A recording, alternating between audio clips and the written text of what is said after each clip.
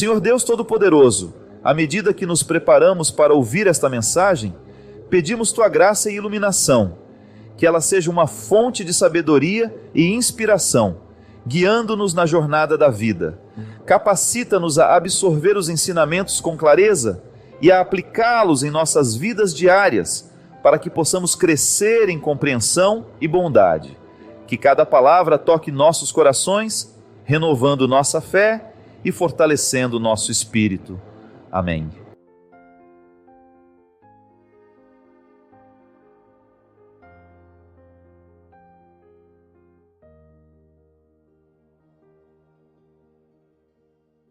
Isso que faz a diferença.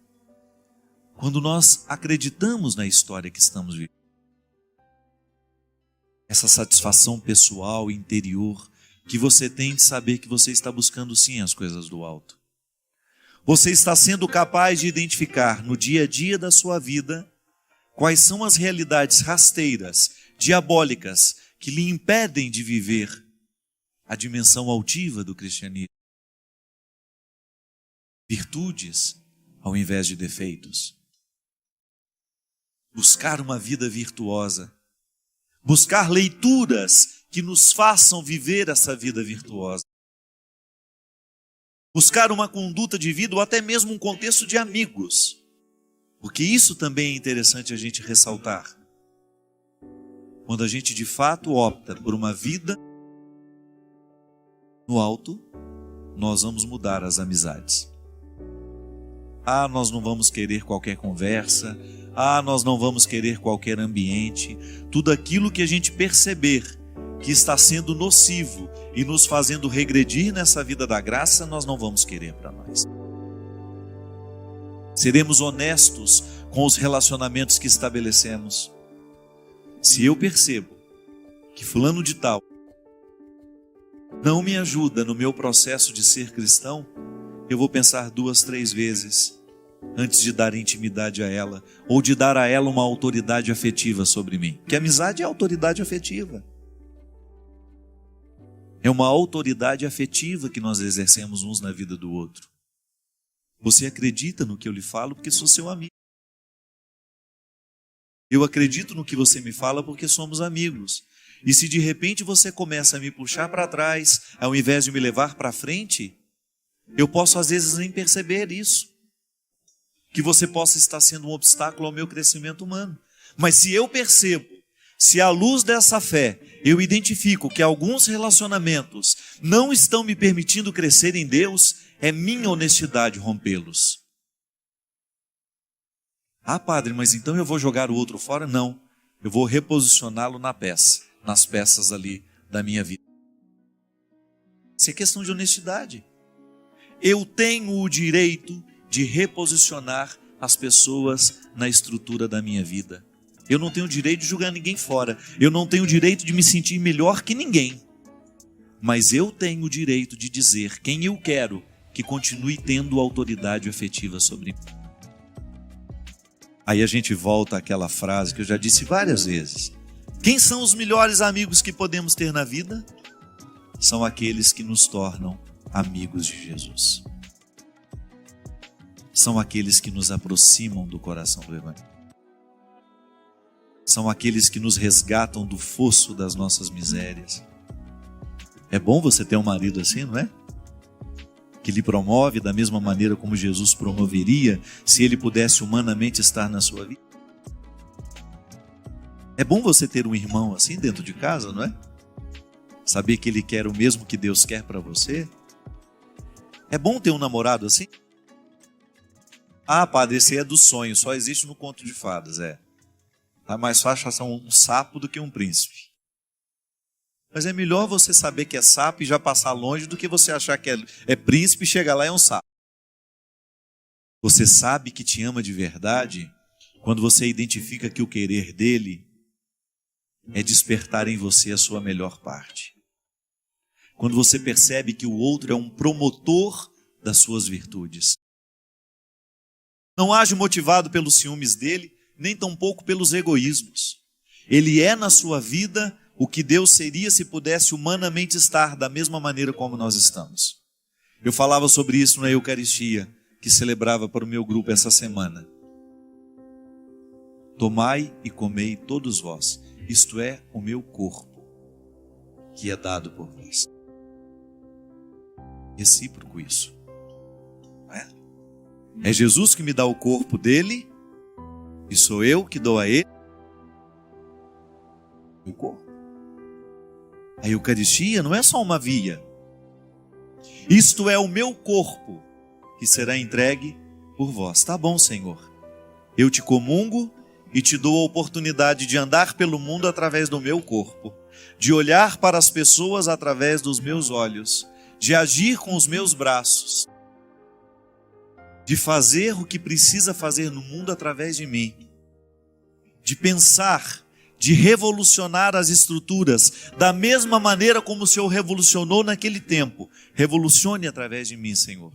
Por isso eu preciso estar cada vez mais mergulhado no seu evangelho, porque eu quero ser a sua palavra viva por onde eu for. E quero levar a buscar as coisas do alto quem estiver ao meu lado ou quem passar pela minha. Eu posso ir muito além de onde estou. Vou nas asas do Senhor, o teu amor é o que me conduz. Posso voar e subir sem me cansar, ir pra frente sem me fatigar. Vou com asas como águia. Como é? Pois confio no Senhor. E hoje o programa Direção Espiritual tem um prazer de ter um ser humano que vive para isso, para levar os outros para o alto. A gente sabe que tem muita gente que vive para julgar os outros nas misérias. Não é? Tanta gente promovendo a droga, tanta gente promovendo a sexualidade sem responsabilidade, sem amor. Mas de vez em quando a gente cruza pessoas que estão empenhadas em tornar esse mundo melhor. E eu tive a oportunidade de encontrar essa criatura lá em Angola, fazendo a diferença no mundo, nos espaços que lhe pertencem. Meu querido Miguel Buila, seja bem-vindo. O povo brasileiro te abraça através do programa Direção Espiritual. Louvado seja Deus. Que belezinha. Quero apresentar também hoje o meu querido que está me acompanhando na peregrinação, Jocélio. Muito obrigado, meu irmão. Uma salva de palmas para o Jocélio. E agora uma salva de palmas calorosa brasileira para esse meu irmão Miguel Buila.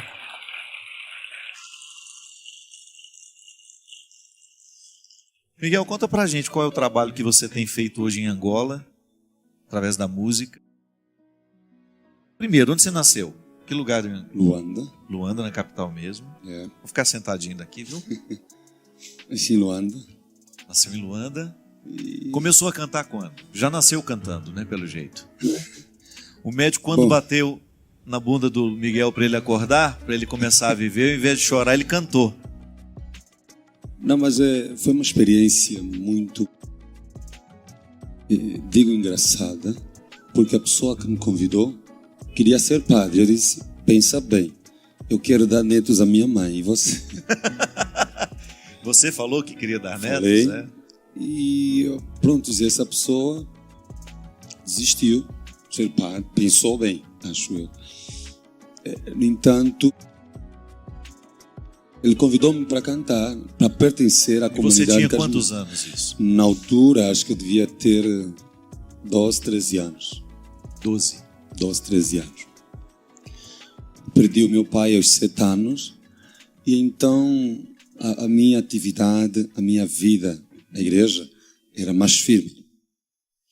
Então, quando ele convida-me para cantar, eu disse, não, eu quero estudar apenas, eu quero me formar, fazer a minha família. Mas não é que quando comecei a ter encontro pessoal com Jesus, a minha vida mudou. Mudou porque eu hoje tenho as pernas que eu sonhei durante a minha infância. E Deus me deu essas pernas através do louvor. O Espírito Santo mostrou-me que para vencer, para viver, para eu conquistar o sorriso daquelas pessoas que me desprezavam, eu tinha que ter atitude, porque eu também tive a minha mãe alcoólatra. Lembro-me que uma vez avisaram-me que ela estava jogada na rua. E eu, paraplégico, não sabia o que fazer para acudir. Mas graças a Deus a minha mãe converteu-se. Ela já não bebe, nem tem sinais. Então, o que eu podia apresentar a Deus? Senão a minha gratidão por tudo que Ele fez na minha vida. Disseram que eu não podia ter filhos. Hoje eu tenho um casal e o segundo filho faz hoje 2 anos. E Deus é Deus. Louvando, eu consigo fazer com que as pessoas também, aquelas que não têm pernas para chegar a Deus através do louvor, consigam obter essas pernas. E muita gente, nessa peregrinação principalmente, dizem assim, mas tenha fé, você vai andar. Para que mais andar se eu já tenho o que é o melhor de Deus, o seu coração, a sua misericórdia? Acho que andar nesse mundo não faz diferença. A única coisa que faz diferença é o amor e a misericórdia de Deus. E é isto que eu canto. Eu louvo a Deus por isso.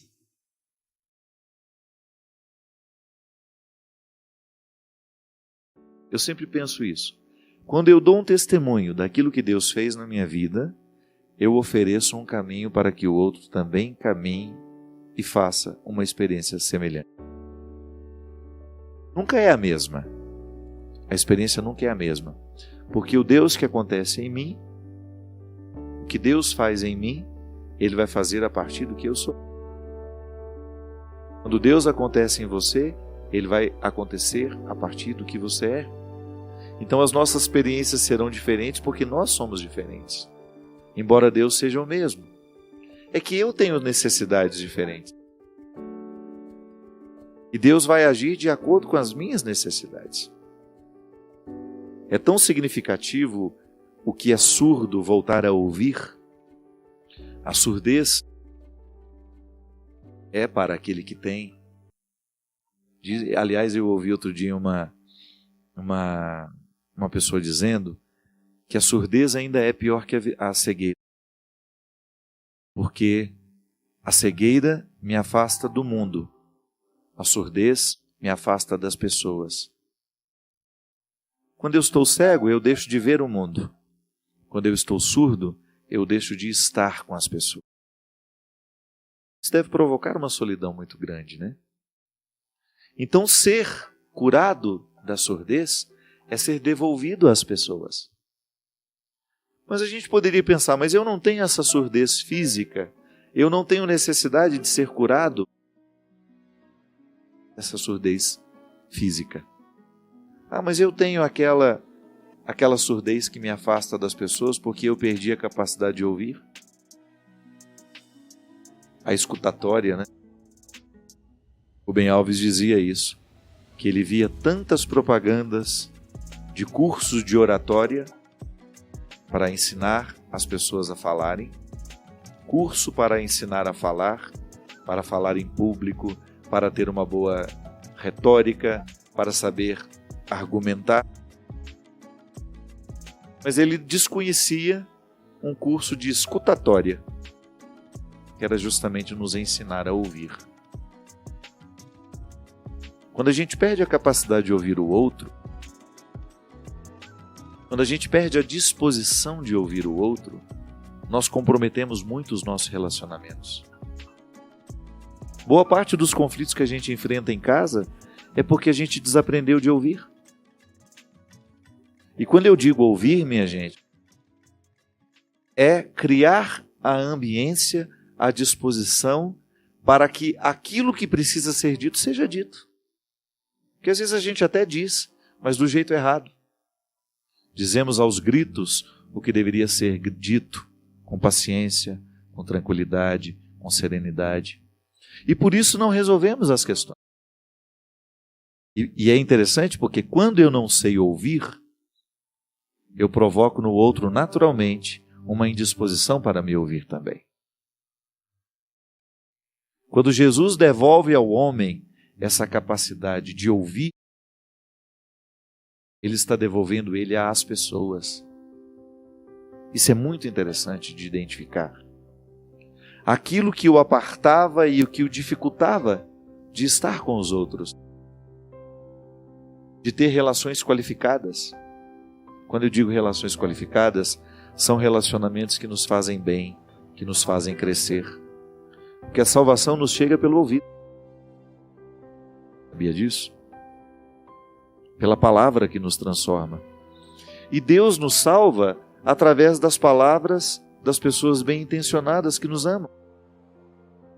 Mas se a gente não escuta essas pessoas, como é que eu vou usufruir do benefício salvífico que me chega pela palavra do outro?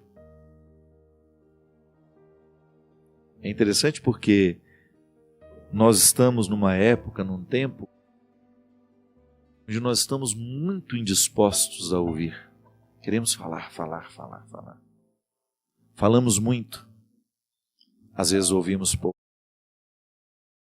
E porque ouvimos pouco, perdemos a oportunidade de encaminhar soluções, ou até mesmo de corrigir algumas arestas entre nós. Pais e filhos, né? Você que é pai, você que é mãe, sabe exatamente como é necessário criar a disciplina da escuta. Os filhos precisam ser escutados. Os pais precisam ser escutados. Se a relação não é pautada na disciplina da escuta, a família não é possível.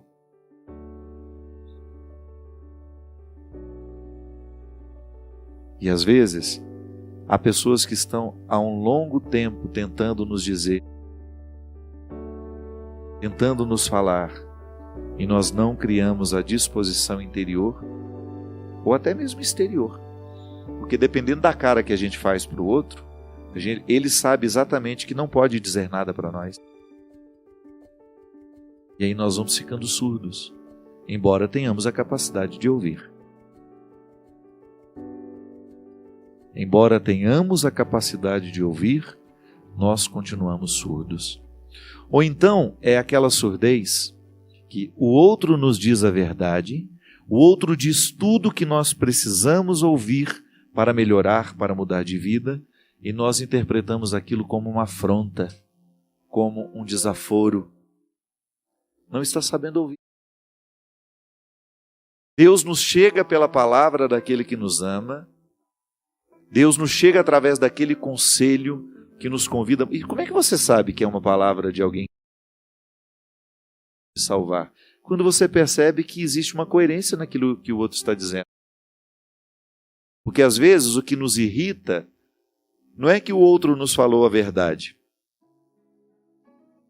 É que nós não queremos assumir que o outro nos falou. Então a gente escuta, fica irritado com o que o outro nos disse, não é porque ele não tinha razão, não.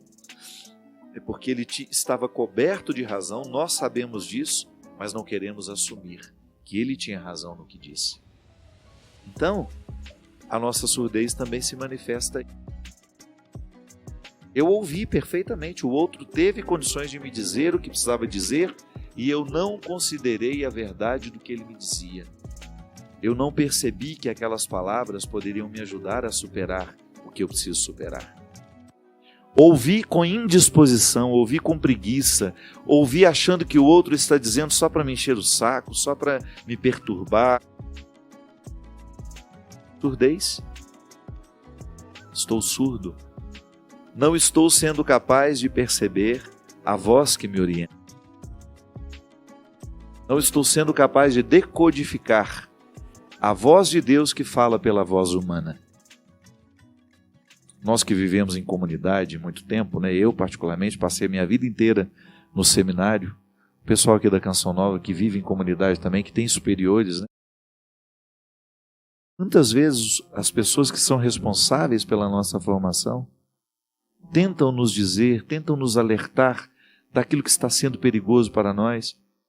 E nós temos um filtro aqui, que não permite a palavra cair dentro do nosso coração. Você já tem uma antipatia daquela pessoa, você já criou uma antipatia por tudo que ela diz, então você não escuta o que ela diz. Isso acontece dentro da nossa casa também. Às vezes nós filhos criamos uma antipatia pelo que o pai está dizendo, pelo que a mãe está dizendo, pelo que o irmão diz. Então a gente fica com essa surdez. A palavra do outro, por mais honesta que seja, por mais assertiva, nos cai como se fosse desnecessária. Isso é um prejuízo muito grande, minha gente, porque nós somos transformados pela palavra, e se a gente perde a capacidade de ouvir, e até quando eu leio, eu estou ouvindo. Eu estou ouvindo porque essa palavra, ela tem uma voz interior. Quando eu passo os olhos pelo texto, há uma voz me dizendo interiormente. Quando eu estou surdo por causa do meu estilo de vida, nem mesmo aquilo que eu leio me toca. Estou tão agitado, estou com uma vida tão corrida, que não tenho a feliz oportunidade de ser tocado pelas palavras. Foi o que Jesus curou neste homem.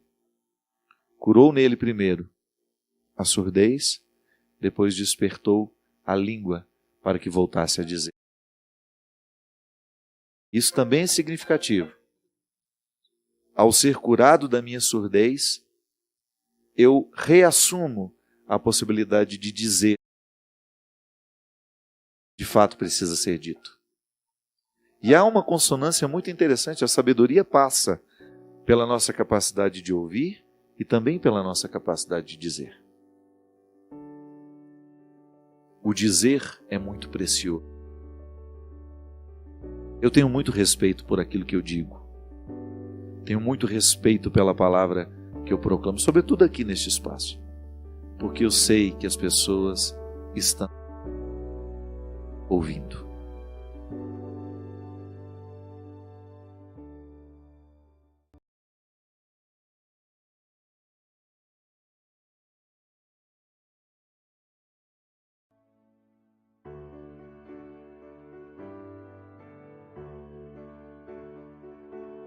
No programa que nós gravamos para a semana que vem, eu lhe recomendo assistir, nós falamos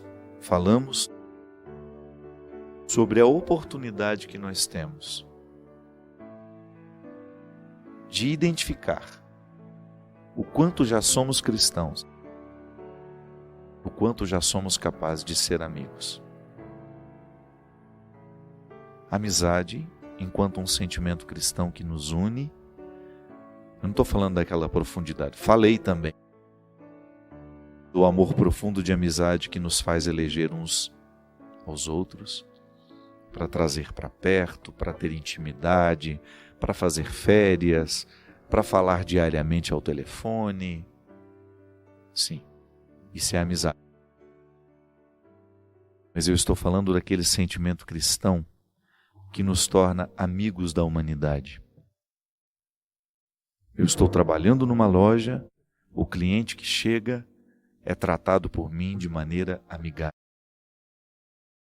amorosa, respeitosa, porque é a oportunidade que eu tenho de passar na vida dele. E se eu sou cristão, eu preciso passar pela vida dele, dando testemunhos do que o cristianismo já provocou em mim. Paciência, zelo, respeito pela dignidade. O evangelho de hoje é uma continuidade do encontro de Jesus com Nicodemos. No primeiro momento, a gente sabe, Jesus convida Nicodemos a nascer de novo. Nicodemos era um homem estudado. Conhecia bem as leis. Era um homem essencialmente religioso. Mas ele se aproxima de Jesus e demonstra querer entender com Jesus o que ainda lhe faltava na vida para que ele pudesse sentir-se mais satisfeito sendo quem ele é. É assim. Uma coisa é o que o outro enxerga de nós. Você pode olhar para mim e deve pensar assim: nossa, o Padre Fábio já é uma pessoa tão realizada. Sim, eu me sinto um homem muito realizado. Quando eu olho para mim, eu identifico aquilo que você não identifica.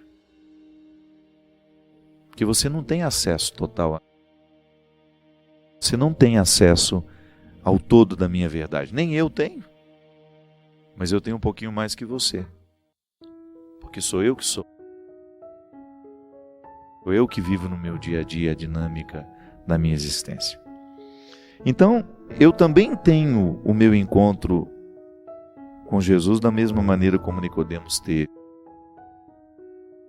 pedindo a Ele que me ensine um pouco mais para eu ter condições de ficar mais confortável em mim mesmo.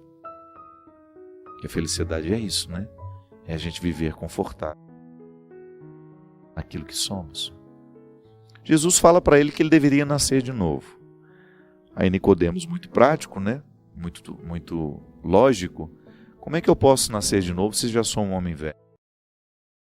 Jesus faz toda uma ressignificação do verbo nascer. Ah, Nicodemos, não é voltar ao ventre da mãe só. Nascer não é só a experiência de uma única vez. Só fica vivo aquele que nasce todo dia. Aquele que mergulha no ventre de sua verdade. Senão a gente morre antes da hora. A gente vai perdendo a graça, a gente vai perdendo a alegria, a gente vai perdendo as esperanças. Então, a única possibilidade de ser realmente vivo é nascendo todos os dias. E que isso seja uma dinâmica para a vida toda. E nesse trecho do Evangelho, Jesus já está falando de maneira ainda mais elevada desse nascer de novo, que é quando ele toca no assunto da cruz. Cruz é um lugar de nascimento. E a cruz é um lugar onde a glória se esconde. Onde a realização humana se esconde. É o versículo 13 do capítulo 3 do Evangelho de João. Como Moisés levantou, o capítulo, versículo 13. Ninguém subiu ao céu, senão aquele que desceu do céu, o Filho do Homem. Como Moisés levantou a serpente no deserto, assim também será levantado o Filho do Homem, a fim de que todo o que nele crer tenha a vida. A serpente levantada no deserto agora, num paralelo com o Filho do Homem erguido no madeiro, levantado na cruz. Paralelo, porque o Evangelho, o encontro de Jesus com Nicodemos, ele é sempre um paralelo entre o antigo e o novo. Nicodemos era um homem marcado pela tradição religiosa, a mesma de Jesus. Eram judeus. Nicodemos era um mestre, um homem que tinha um profundo conhecimento da Sagrada Escritura. Então ele está diante de Jesus como aquele que traz todo o Antigo Testamento, com todos os seus erros e acertos. Jesus representa o novo. E por isso ele convida Nicodemos a entrar no ventre da vida para ser gestado de novo, que é uma experiência de fé, de renovação da mentalidade. Jesus se apresenta a Nicodemos como este ventre. Nicodemos, conheça-me, faça uma experiência de mim. Tudo aquilo que está antigo precisando ser arejado em você, naturalmente acontecerá. É tão fantástico esse encontro, minha gente. E por isso essa comparação. A serpente, que faz parte do contexto do Antigo Testamento, como lugar de defesa. Sabe que Moisés usa dessa serpente como um símbolo de proteção e de defesa. Agora, a nossa defesa, a nossa proteção está na cruz de Cristo. Eu serei protegido quando sofrer? Parece-me estranho isso. Viver o sofrimento e estar protegido? Quando nós sofremos, sob a luz da fé, o sofrimento é naturalmente redentor para nós. Falava isso hoje com meu irmão. A minha mãe para mim será sempre um exemplo de cristã. Ou mulher que é capaz de enfrentar as suas dificuldades com serenidade. Ela é teimosinha. Mas é muito coerente. E eu falava com ele hoje isso. Camila, imagina o que seria a mãe com todas essas limitações que ela está precisando enfrentar neste momento da vida dela. Depois daquele tombo no Teatro Municipal, a minha mãe enfrenta um calvário diário. Eu falava para ele, imagina se não fosse essa religiosidade viva, essa espiritualidade que a faz ser quem ela é. Fabinha, me chama de Fabinho. Fabinho, a mãe é o tercinho o dia inteiro na mão, o dia inteiro ligada na canção nova, ou ela está vendo uma palestra, ela está rezando. Minha mãe enfrenta o sofrimento dela de maneira muito redentora. Eu que sou padre não consigo viver igual ela vive. É uma meta de vida para mim e minha mãe. Um cristianismo que talvez eu consiga alcançar 10, 15, 20, 30 anos, não sei. A cruz é o lugar da minha proteção. Você sabe por quê? Estaremos sempre expostos quando vamos sofrer. É o momento da indigência. Você entra no hospital e você vê ali a indigência. Nós não estamos protegidos nem pelas roupas que usamos no dia a dia. Dentro do hospital usamos um traje hospitalar para facilitar a lida com a gente. Aquilo já demonstra que estamos indigentes. Você não está no seu salto alto, eu não estou no meu sapato. Estou com a minha camisa, você não está com a sua. Não usamos as roupas que cobrem a nossa indigência. Pelo contrário, usamos roupas que evidenciam a nossa indigência. Aquele momento, o momento do sofrimento, o momento da dor. O sofrimento é a indigência. E nós ficamos desprotegidos. Quando você chora diante de alguém, você está desprotegido. Sua sensibilidade, o outro tem você nas mãos naquele momento. Agora a cruz, quando eu tenho essa marca internalizada dentro de mim, que é a convicção, viu? Não é a cruzinha pendurada, não é não. Isso é apenas um símbolo que nos remete à cruz que está configurada na nossa mente. Eu sei o significado do cristianismo. E por isso eu tenho uma cruz no peito, que é material, que pode ser levada, tirada. Mas a cruz que me identifica não é essa que está de fora. É o entendimento que eu já fiz da cruz, do significado do sofrimento na vida humana, à luz da fé. É a cruz que eu tenho internalizada na minha convicção. É essa que me protege. Porque ela não me deixa sozinho. Eu sei que Deus está comigo, porque o Evangelho me mostra isso. O tempo todo Jesus faz questão de estar ao lado dos que sofrem. Ele não faz questão de estar ao lado dos poderosos, dos saudáveis. Ele faz questão de ir andando atrás dos que precisam dele. A começar pelos amigos. pelos primeiros discípulos. Todos eles, gente como nós. Não procurou entre os sábios, não procurou entre os ricos, entre os preparados. Ele só pediu uma coisa: honestidade no processo.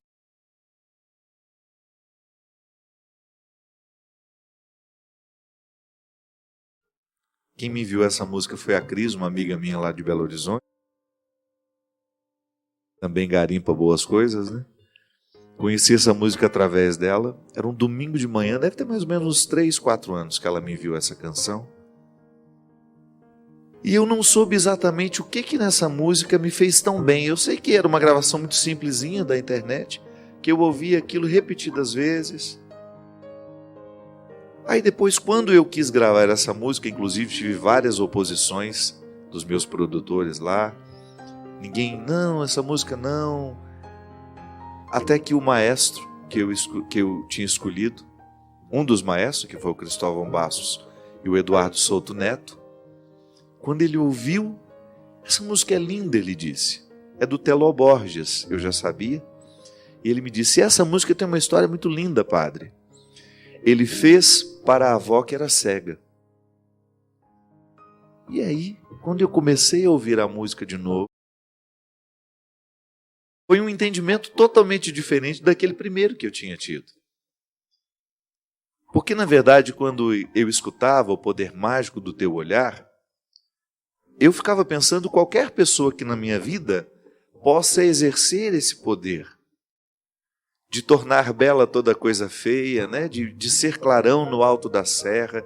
Sim, nós fazemos a experiência de passar pela vida ou de ter na nossa vida algumas pessoas que têm esse poder mágico mesmo, de nos iluminar com o amor que ama, de nos ensinar essa bondade que tudo perdoa. Mas quando eu soube que era para uma senhora cega, aí eu entendi que nós estávamos falando de um olhar ainda mais profundo, né? Porque você não está falando apenas da beleza de um olhar ou da delicadeza de um ser humano que lhe faz enxergar diferente. Não, nós estamos falando de um ser humano que precisou enfrentar a própria escuridão, a escuridão física, porque a cegueira é esse isolamento que nos coloca dentro de um contexto de escuridão. E que superando este contexto tão difícil de ser vencido, de ser experimentado, acabou se tornando uma pessoa iluminada para a sua família. Depois que eu fui prestar atenção no videozinho, inclusive se você quiser entrar no YouTube, você vai ver, digita lá o Poder Mágico, e você vai ver o clipezinho muito simples que alguém fez desta família e daquela senhorinha no meio, que deve ser agora nesse momento eu não me recordo se o Eduardo me disse se era mãe ou se era avó do Teló Borges, que é o autor da música. Eu acho que é a avó. Ali você vai entender que aquela cena bucólica, simples, muito simples mesmo, de uma senhorinha no meio e aquela família toda ao redor. Aí a gente entende porque o poder mágico que agrega, que traz perto, que faz com que as pessoas estejam sempre... Porque isso é interessante, minha gente. Quando uma pessoa tem esse Deus vivo, natural em si, ela agrega naturalmente para perto dela muitas outras pessoas que querem viver a mesma experiência. Aí você entende o porquê que o Evangelho é contagioso. Que uma pessoa verdadeiramente convertida ao Evangelho, ela se torna um atrativo, não no sentido de superficial de ser uma atração, não, mas de provocar a atração, de ser um ponto de convergência. Sim, nós experimentamos muito isso dentro da nossa casa. Quando você identifica que existem algumas pessoas, geralmente é o pai, a mãe, ou uma tia, uma avó, alguém que tem essa força, esse carisma de agregar. Como Deus se utiliza dessas pessoas para harmonizar situações difíceis, criar paz num contexto de dificuldades, de ser aquela pessoa ponderada que nos ajuda a entender o meio termo. Essas pessoas são fundamentais na vida humana. E o bom é que essas pessoas, elas contaminam. A gente quer ser assim também. Quando a gente convive com uma pessoa assim, nós vamos vivendo um processo de assimilação do outro em nós. Eu que vivi muito tempo em comunidade, né? Comunidade religiosa, digo. Como é fácil identificar, no meio de tanta gente, aquela pessoa que tem o dom de conciliar, de ajudar a resolver conflitos. E você identifica logo também quem é o que causa confusão, quem é o mais difícil, quem é aquele que coloca empecilho em tudo. E aí você percebe que o jeito de ser é também um pouco fruto da escolha. Muitas coisas no meu jeito de ser não foram escolhidas por mim. Eu herdei, trouxe das influências dos que estiveram ao meu lado no momento em que eu estava sendo formado. Mas a gente sabe que entre aquilo que nos foi dado geneticamente e aquilo que nos foi dado socialmente, existe um espaço reservado para a escolha. Nós acreditamos nessa liberdade, de você ter condições de escolher o que você quer ser, ou então de você pelo menos ter o direito de escolher um pouco daquilo que lhe foi dado, ou até mesmo nas suas determinações genéticas, do seu temperamento, de você ter o direito de administrar um pouco isso, né? Para você não ser refém do condicionamento que você acabou herdando. Então eu quero escolher ser também uma pessoa que provoca isso onde chega. Uma pessoa conciliadora, uma pessoa que harmoniza, que traz alegria. Isso é um fruto do Evangelho em nós. Da mesma forma como essa senhora foi para esta família, a ponto de inspirar uma canção simples, delicada e bonita como essa, nós também podemos ter este poder dentro de nós. Herdar as forças do céu para que você também, na sua comunidade, na sua casa, no seu local de trabalho, você exerça este papel de ser alguém que traz Deus naturalmente para o seu ambiente através do seu jeito de ser. Essa é a maior riqueza, minha gente, que nós cristãos podemos oferecer ao mundo. Não é o nosso discurso, não. O discurso ele é importante em alguns momentos. E você conta nos dedos as oportunidades que você tem de fazer discurso. No mais, a evangelização que nós realizamos é com as nossas atitudes. É essa oportunidade diária que nós temos de oferecer ao outro o que Cristo já fez no nosso coração. As barreiras que Ele já derrubou dentro de nós.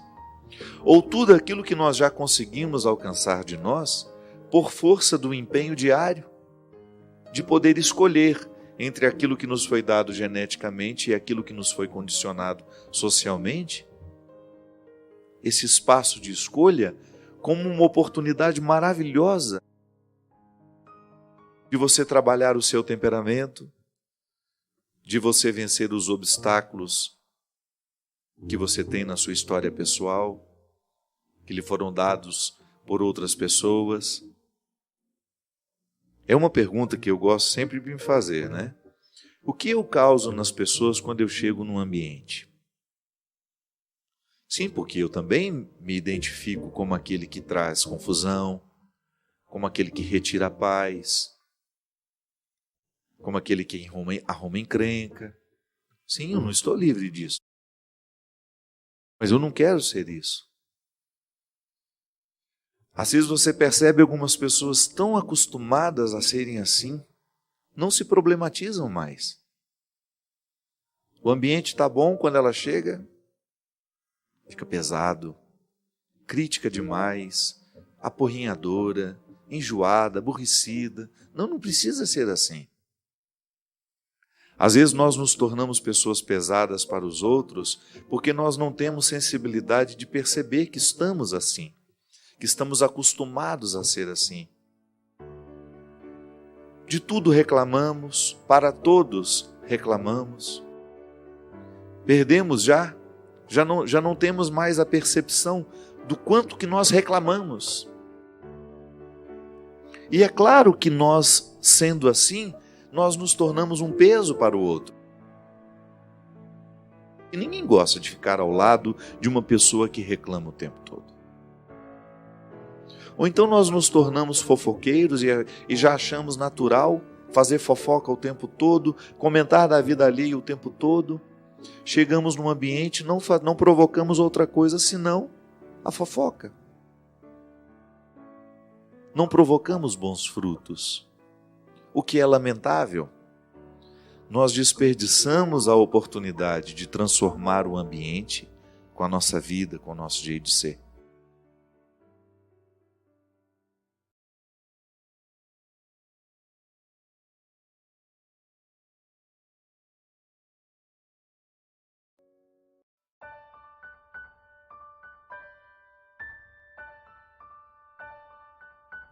Eu não escolhi meus pais. Salete, mas você sabe que eu acho que existe um aspecto muito interessante quando você diz que Deus, como é que é a expressão que você usa? Deus sabe o que é melhor. Deus sabe o que é melhor.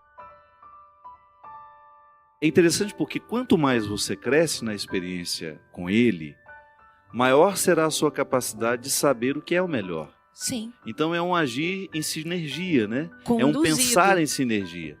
Então, você olha para uma determinada situação, você pede a Deus o esclarecimento. Será que isso é para mim, meu Sim. Deus? Será que eu vou dar o passo certo? Sim.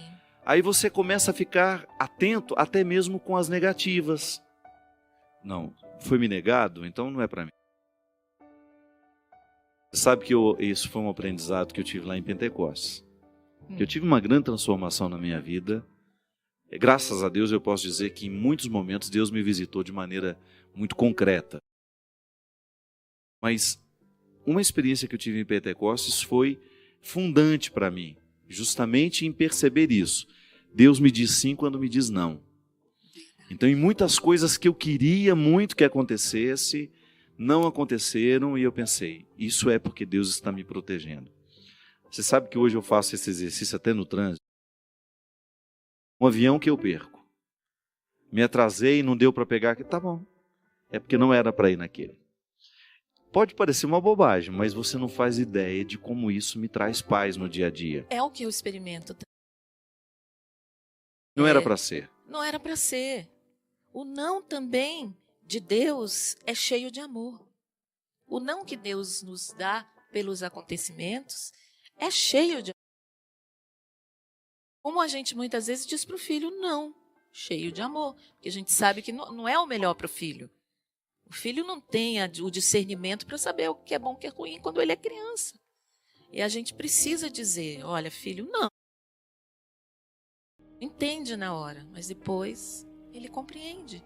Mesmo com o coraçãozinho apertado, vem para o colo da gente, abraça, não é? Porque é bom você, nessa experiência com o filho, você mostrar essa misericórdia de Deus a partir dos dois conceitos, de justiça e de amor. Sim. Né? Porque senão pesa demais de um lado, falta do outro. Eu, particularmente, eu acho que eu não serviria para ser pai. Se eu tivesse um filho de sangue mesmo, que eu tivesse que... Eu ia querer proteger tanto, que eu fico estragar vendo, o filho, né? Estragaria. Eu já estrago os meus meninos lá em casa, minhas crianças. Que meninos? Luca, Francesca. Ah, é. As Enzo, criaturas o mais novo, e o Mateus. lindas. São lindinhas, minhas crianças. Eu nem posso chamar de criatura, senão depois do programa eu vou ouvir aqui, viu? Chamar Luca. Não chama de cachorro de jeito nenhum. E de Enzo, não. De criatura. Mas realmente porque eles me educaram tanto, eles me humanizaram tanto depois que eles chegaram. Sim. Finado Natan, que morreu ano passado. É impressionante como essas criaturas nos ensinam. É verdade. Que são muito gratuitos, né? Começar por aí. Lá em casa eu tenho o Rex, um vira-latinha. Rex. E você o ama, não? Bom dia, Rex. Boa Só isso. noite, Rex. É. Tudo bem, Rex? Só isso. Mas o alimenta, pelo menos. Claro. Deixa ele Cuido preso bem na dele. corrente, não. Né? Não, Ele pelo fica amor de Deus, né? tranquilo. Então, essa experiência da gratuidade que você experimenta com uma criatura, eu acho tão interessante porque o que fez Francisco de Assis ficar tão aguçado à percepção de Deus? Foi justamente quando ele universalizou essa presença de Deus, claro, sem dizer isso é Deus.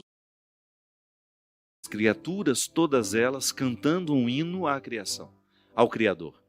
Então, toda vez que eu tenho a oportunidade de estar diante do funcionamento, ainda que seja instintivo, de uma criatura, e perceber que aquela criatura também tem capacidade de amar, de querer bem, de escolher, de proteger. Outro dia eu vi na televisão, não sei se você assistiu isso, foi num noticiário, de um peixinho que ficou aprisionado numa rede. Não viu? Por acaso, existia uma equipe de reportagem fazendo aquelas coisas que eles fazem de colocar chipzinho para saber onde está o animal e aquilo. E por acaso eles presenciaram essa cena. Então tinha uma rede, um peixinho preso dentro da rede e o outro do lado de fora, grudadinho ali sem ir embora. E de vez em quando, a cena mostrava, era muito bonitinha, ele fazia uma espécie de carinho no outro que estava preso. E aquilo durou um tempo. Ele não ia embora de jeito nenhum. Somente depois, quando esses pesquisadores retiraram a rede e liberaram o outro peixinho, que fez toda uma festa, os dois foram embora juntos. Sim. Então, não existe nenhuma inteligência ali que eu possa mensurar, eu não tenho como dizer, existe uma inteligência da mesma maneira como eu tenho. Não tem capacidade de atribuir sentido como o ser humano pode atribuir. Mas você não pode negar que existem indícios de que existe um companheirismo, de que existe uma solidariedade. A gente vê isso, né, entre os cachorros. Olha, outro dia eu vi você fazendo uma reflexão a respeito daqueles posts da paixão de Cristo que chegava até você, foi por você. É, aquela coisa culposa, né? Sim, e aí eu fiquei pensando, e você falou uma coisa muito bonita que eu nunca tinha prestado atenção. E as coisas criadas também foi por você. Claro. Aí eu comecei a pensar, meu filho foi por você. Né? Meus filhos. Olha para ele e pensa. Por você. Filho que você o marido foi por você. O pôr do sol. A comunidade, a igreja. Não desprezando de forma alguma o sofrimento de Cristo. Não, pelo amor de Deus. Não é?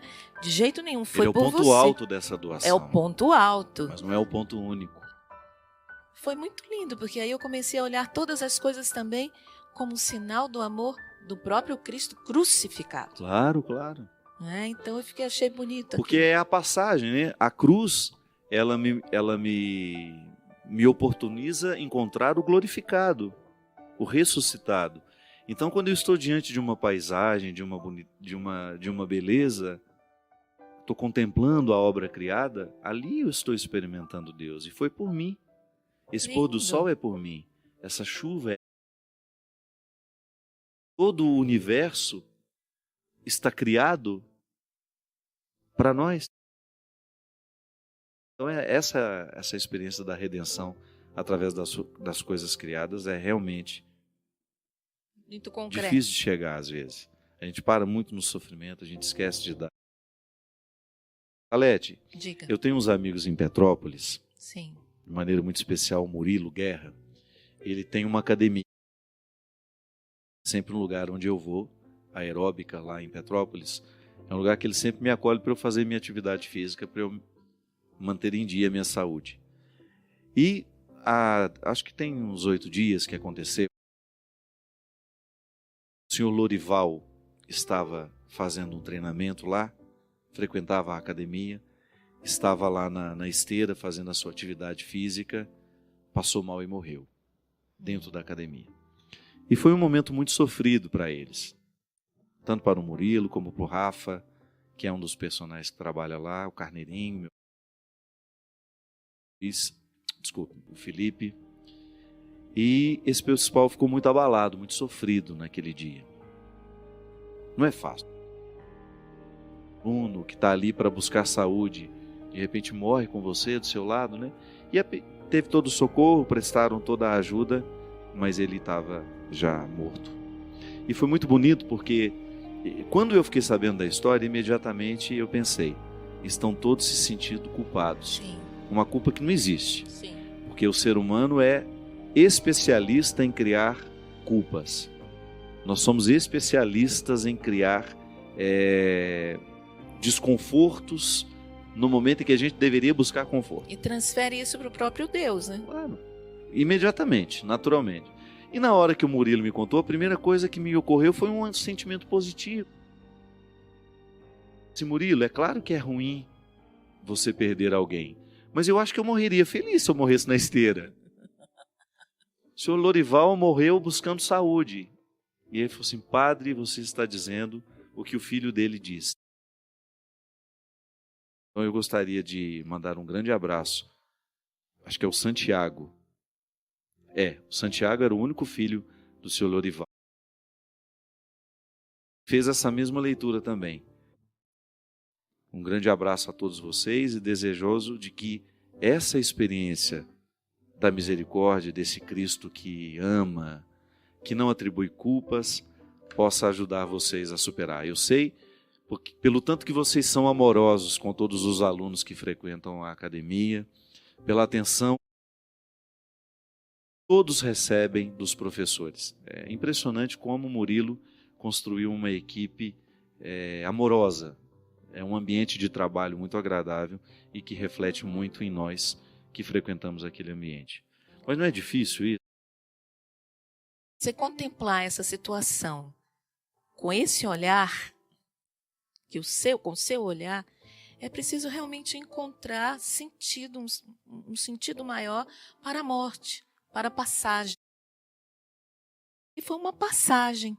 Na realidade, com os olhos da fé, a academia foi um local de passagem. De passagem. De passagem para a eternidade, para o lugar de onde nós viemos e para onde vamos. E bonito, morreu no exercício da busca da saúde, que eu acho que é uma coisa tão importante, tantas vezes negligenciada. Exato. Por nós cristãos. Eu, por exemplo, preciso fazer converter-se para isso. Preciso. Vale a atividade física, por exemplo, a luta contra o sono depois do almoço vale como atividade física? Eu acho que você dormir 20 minutos depois do almoço é ótimo. Você não dorme, não? Não consigo. Por que não consegue? Porque não tem tempo? É uma correria, né? Eu, se eu não dou dormidinha depois do almoço, eu não sei nem distinguir o criado mudo de uma criança. Mas colocar os dois um do lado do outro, eu não sei quem é. Ainda bem que Deus te fez padre, né? Você está insinuando que minha vida é mais fácil? Não, eu estou insinuando que você pode cavar tempo, cavar esses 20 minutos. Não. Mas leva as crianças para dormir junto, todo mundo. Ah, tá. 15 a 20 minutinhos. Filhinhos, vamos dormir depois do almoço. Vamos todo mundo descansar depois do almoço. Não, mãe, não dá. Enfim, minha gente. Obrigado, Salete. Obrigada, padre. Obrigado pela oportunidade que você me deu de estar aqui, de ser esse espaço de amizade, de misericórdia, de me ajudar a conduzir o programa hoje, que eu estou tão indisposto. Eu imagino. Acho que eu estou com a gripe H1N1. Eu fiquei com medo, fiquei com receio. Deus me livre, estou com pavor dessa gripe. Daqui a uns 10 anos eu volto de novo. Né? Inclusive, a gente poderia fazer aqui um apelo nesse período de gripe, gente. Essa gripe é grave, essa gripe é muito séria. Tenha todos os cuidados de higiene. Se você está resfriado, espirrou na mão, não fique cumprimentando as pessoas. Hoje foi o dia do beijo, não é hora de ficar dando beijo. Essa gripe está perigosa. Vamos cumprimentar as pessoas com mais. Se você está resfriado, cuide-se. E você que tem idoso em casa, já liguei ontem para o meu irmão, Camilo. Pelo amor de Deus, uma vacina, dona Ana, logo. As pessoas que têm contato com os idosos, tenham cuidado de lavar as mãos, quando vão abraçar, quando vão beijar. Evite agora, essa gripe realmente é perigosa. Os profissionais da saúde estão nos orientando, inclusive evitando aglomerações de pessoas. Mas como a gente não tem como evitar as aglomerações, vamos fazer com a maior segurança possível, né? A saúde da gente. Só de olhar para o padre. Não, eu não estou gripado, eu estou só cansadíssimo, estressado. Sabe quando um cansaço de uma semana abate tudo de uma vez? Foi assim. E como amanhã eu tenho um dia muito intenso de trabalho, hoje eu nem viria. Eu até pensei que você estava gripado. Não, não é gripe não. Não é gripe não, é cansado mesmo. Estou muito cansado. Uma sensação de esgotamento. Sim. Pode ser que seja o início de uma gripe grave, que eu vou dar um espirro em cima de você já. Não, em tempos de gripe suína, quando o leitão espirra, a gente corre, né? É verdade. Tem Você medo. grita, né, padre? Eu tenho pavor quando uma pessoa espirrou perto de mim. Brincadeira. Oportunidade que a gente tem de cuidar bem da nossa. Mas mais que isso, ter a oportunidade de cuidar da nossa saúde espiritual. Purificar o nosso coração de tudo aquilo que possa ser prejudicial ao nosso jeito de pensar, ao nosso jeito de sentir. Permitir que esse Deus amor se manifeste na nossa história. É tão libertador na vida de um ser humano, quando ele descobre que Deus é.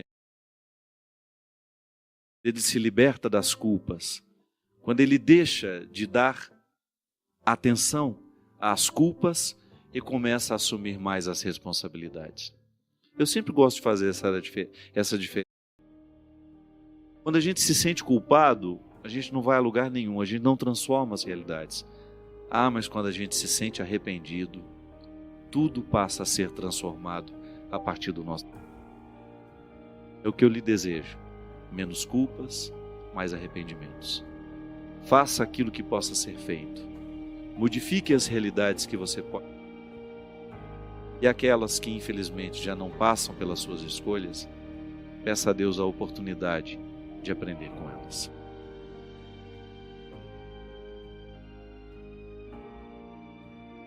Hoje um programa muito especial porque estamos aqui em Jerusalém, estamos fazendo essa gravação daqui, com a presença dos meus queridos peregrinos que vieram comigo para passar esse tempo na Terra Santa, para descobrirmos juntos o Santo da Terra, que se esconde nos detalhes dessa geografia. Temos também os nossos queridos irmãos angolanos, que aceitaram o meu convite de estarem conosco nessa gravação hoje.